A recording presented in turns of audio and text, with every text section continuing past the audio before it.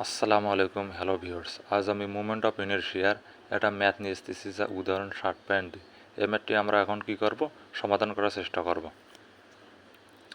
নিম্নের চিত্র অনুযায়ী সেকশনটি এ বি অক্ষের সাপেক্ষে মুভমেন্ট অফ ইনারশিয়া নির্ণয় করো।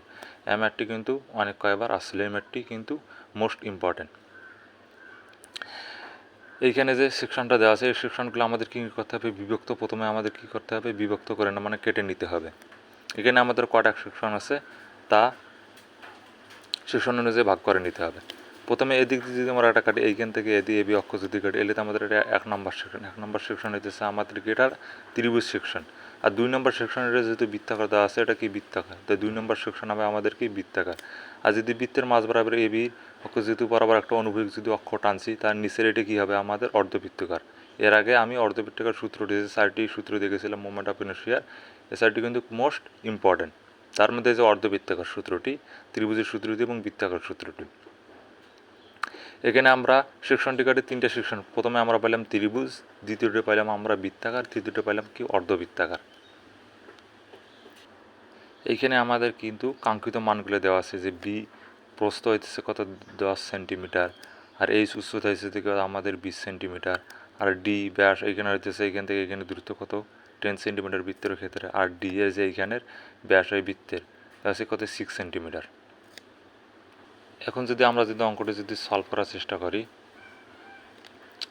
এখন এবির সাপেক্ষে মুভমেন্ট অফ ইনারশিয়া, এবির সাপেক্ষে যদি মুভমেন্ট অফ ইনারশিয়া যদি নির্ণয় করি আই এ বি, প্রথমে আমাদের কি সেকশন পাইছিলাম, ত্রিভুজ সেকশন।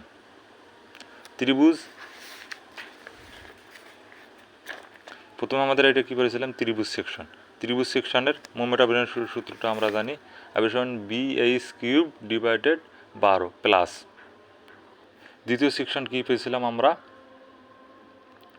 বৃত্তাকার সেকশন, বৃত্তাকার অর্ধবৃত্তাকার সেকশন। দ্বিতীয় সেকশন হলো কি অর্ধবৃত্তাকার সেকশন। অর্ধবৃত্তাকার সেকশনের সূত্রটি হলো আমাদের মোমেন্ট অফ ইনারশিয়ার pi d inverse 4 into 128, 64 into 2, এটা 128 হয়। এটা যেহেতু বৃত্তাকার মাইনাস হওয়ার কারণ হলো যেহেতু ওটা মানে সেকশনটির মাঝে কি বৃত্তাকার একটু ফাঁকা অংশ, তার কারণে মাইনাস। আর বৃত্তের সূত্র হলো পাই ডি 4 ডিভাইডেড 64। এটা হলো আমাদের মূলত সূত্রগুলো আমরা কি প্রয়োগ করলাম 3টে সেকশনের জন্য। একটা প্রথমে আমরা প্রয়োগ করছি ত্রিভুজের জন্য, দ্বিতীয়টা অর্ধবৃত্তাকার, তৃতীয়টা আমরা কি বৃত্তাকার। মাইনাস হওয়ার কারণ হলো ওইখানে কি বৃত্তাকার মানে সেকশনটার কি মাঝের অংশ ফাঁকা হওয়ার কারণে, তার কারণে মাইনাস হয়েছে।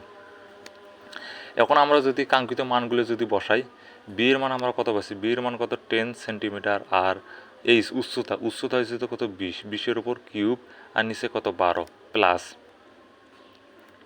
পাই ডি 4, পাইয়ের মান তো ওটা কনস্ট্যান্ট আমরা জানি 10, আর ডি এর বড় ডি এর মান আমরা যেটা পাইছিলাম নিচের ব্যাসটা, এটা কত 10 দি পাওয়ার 4।